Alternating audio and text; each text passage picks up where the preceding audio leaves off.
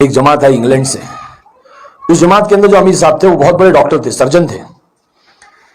تو ہمارے بھائی نے ان سے بھی کہا کہ امیر صاحب ہمارے بھائی یہ چھوٹے فلموں میں کام کرتے ہیں لیکن ملاقات نہیں کرتے, کیا کیا جائے؟ تو امیر صاحب نے اپنا وزٹنگ کارڈ ہمارے بھائی کو دیا اور کہا کہ جا کے ان کو دینا اور کہنا کہ انگلینڈ سے جماعت آئی ہے, اس میں نوجوان بچے ہیں جو ان کی ساری فلمیں دیکھے ہیں اور ان کے فین ہیں, ان سے ملنا چاہتے ہیں. تو ہمارے بھائی نے ہم کو کارڈ لا کر کے دیا, کہا کہ بھائی وہ ڈاکٹر صاحب ہے, بہت بڑے ڈاکٹر ہے, دیکھو ان کی جماعت آئی ہے انگلینڈ سے اور ان میں سب نوجوان بچے ہیں اور وہ آپ کے فین ہیں, آپ سے ملنا چاہتے ہیں. تو میں نے کہا کہ ٹھیک ہے انشاءاللہ ملاقات کریں گے. تو ایک وقت طے ہوا, امیر صاحب ہمارے بھائی اور کچھ ساتھی آئے. تو میں نے کہا ہمارے بھائی سے کہ کہاں ہے ڈاکٹر صاحب؟ تو بتلایا کہ یہ ہے ڈاکٹر صاحب. یہ تو مولوی صاحب ہے. میرے ذہن میں تھا کہ ڈاکٹر تو سوٹ بوٹ میں ہوں گے, سوٹ بوٹ ٹائی لگا کر کے کوئی ڈاکٹر آئے گا, اتنا بڑا ڈاکٹر ہے, اتنا بڑا اس کا پوسٹ ہے. تو کہنے لگے کہ نہیں یہی ڈاکٹر صاحب جو ہے یہی ہے اور یہ سنت لباس میں سنت طریقے میں آئے ہیں. تو بڑا متاثر ہوا میں کہ اچھا ڈاکٹر بھی ایسے رہتے ہیں. بولے ہاں.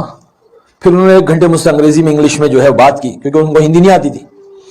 تو انگلش میں انہوں نے مجھ سے بات کی, میں بہت متاثر ہوا. پھر اس کے بعد میں انہوں نے میری تشکیل کی, کہا کہ بھئی آپ مرکز میں ہمارے ساتھیوں سے ملنے کے لیے آ جائیں.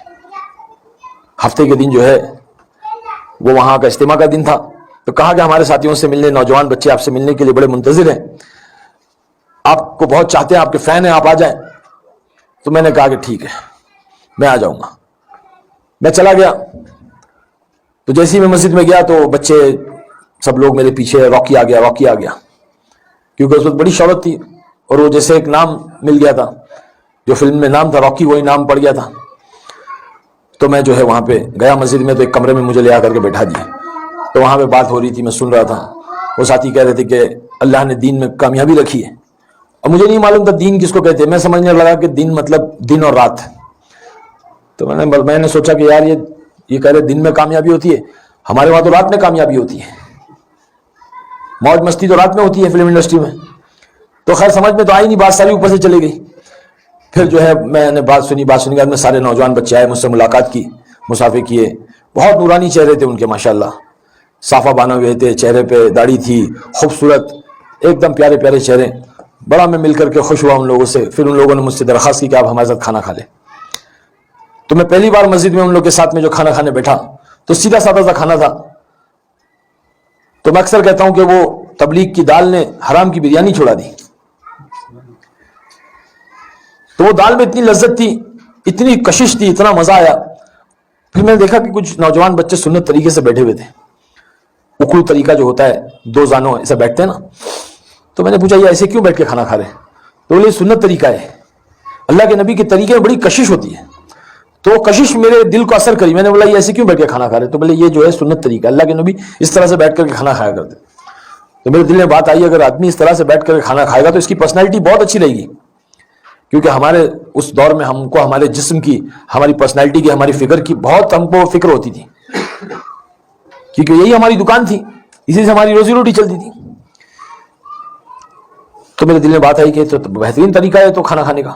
پھر کھانا کھا لیے. پھر اس کے بعد میں کہنے لگے کہ آپ ہمارے ساتھ سو جاؤ, آج اللہ کے گھر میں مسجد کی چڑھائی پہ آپ سو جاؤ. آپ تو نرم نرم گدوں پہ سوتے ہو, ایئر کنڈیشن کمروں میں سوتے ہو, 5 اسٹار ہوٹلوں میں سوتے ہو, آج ہمارے گھر اللہ کے گھر میں ہمارے ساتھ سو جاؤ. بار بار یہ کہنے لگے اللہ کے گھر میں, اللہ کے گھر میں, مسجد کی چٹائی میں. تو میں نے بولا بھائی ٹھیک ہے میں سو جاؤں گا. تو سونے کی تیاری کی. کھانا کھایا, کھانے کے بعد میں عشاء کے بعد میں جو ہے کھانا کھا کے سونے کی تیاری ہوئی.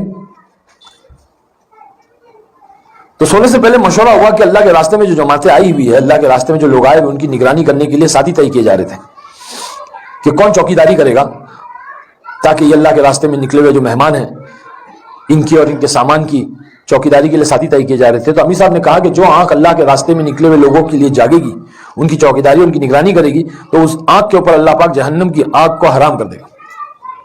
تو یہ بات سن کر کے بہت اچھا لگا. میں نے کہا کہ میں جاگوں گا.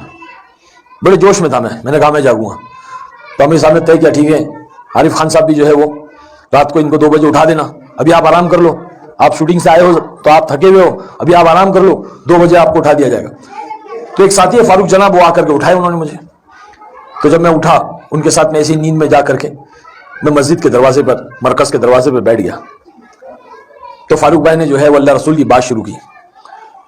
تو میرے دل میں خیال آیا کہ عارف خان تو اتنا بڑا اسٹار بن گیا ہے، فلم ایکٹر ہو گیا ہے اور اللہ کے گھر کی چوکٹ پہ بیٹھ کر کے چوکیداری کر رہا ہے، اگر اللہ تجھے کتا بنا دیتا اور کسی کے گھر کا چوکیدار بنا لیتا تو کیا کرتا؟ تو میرے دل میں گھبراہٹ سی پیدا ہونے لگی اور میں ڈر کے جو ہے سوچ رہا تھا، اتنے میں مجھے رونے کی آواز آئی. تو میں نے دیکھا کہ پہلی صف میں کوئی لوگ رات کو تہجد میں رو رہے ہیں، بل بلا کے رو رہے ہیں، دہاڑے مار مار کے رو رہے ہیں. تو میں نے فاروق جناب سے کہا کہ فاروق بھائی یہ کیا بات ہے، کیوں رو رہے اس طرح سے، ان کو کیا پریشانی، ان کو کیا تکلیف ہے؟ تو فاروق جناب کہنے لگے کہ یہی تو کام ہے.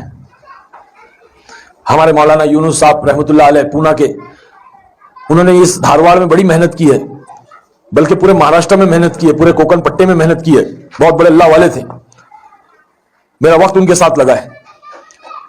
تو مولانا اکثر اپنے بیان میں کہتے تھے کہ کہاں ملیں گے ایسے نوکر، کہاں ملیں گے ایسے غلام، کہاں ملیں گے ایسے خادم جو اپنا لگاتے ہیں، اپنا کھپاتے ہیں، اپنا لٹاتے ہیں اور پھر راتوں کو اٹھ کر کے کہتے ہیں کہ اللہ معاف کر دے، اے اللہ معاف کر دے، جیسا کرنا تھا ویسے نہیں کیا. بس وہ چیز میں نے دیکھی وہاں پہ کہ لوگ راتوں کو اٹھ کر کے رو رہے ہیں، اللہ جیسا کرنا تھا ویسے نہیں کیا، اے اللہ معاف کر دے. تو میں بڑا پریشان ہوا، میں بولا یہ کیا ماجرا ہے، آج کوئی کسی کے لیے نہیں روتا ہے. سگی ماں اور سگا باپ جو ہے وہ راتوں کو سوتے ہیں، رات تو رات، دن میں بھی نہیں کو روتا ہے اپنی اولاد کے لیے، کوئی فکر نہیں کرتا اپنی سگی اولاد کے لیے. سگی ماں اپنی سگی اولاد کے لیے اتنا نہیں روتی ہے کہ اللہ تو اس کو ہدایت دے دے، اللہ میرے بچے کو نیک صالح بنا دے، دین کا دائی بنا دے، دیندار بنا دے، اللہ معاف کرے. آج کوئی نہیں فکر کرتا اس بات کی، اور یہ دنیا کے لیے رو رہے ہیں، انسانیت کے لیے رو رہے ہیں. تو بڑا تعجب ہوا، بڑا دکھ ہوا. میں اٹھ کر کے گیا، میں نے وضو کیا اور میں نے پہلی بار تہجد کی 2 رکعت نماز پڑھی.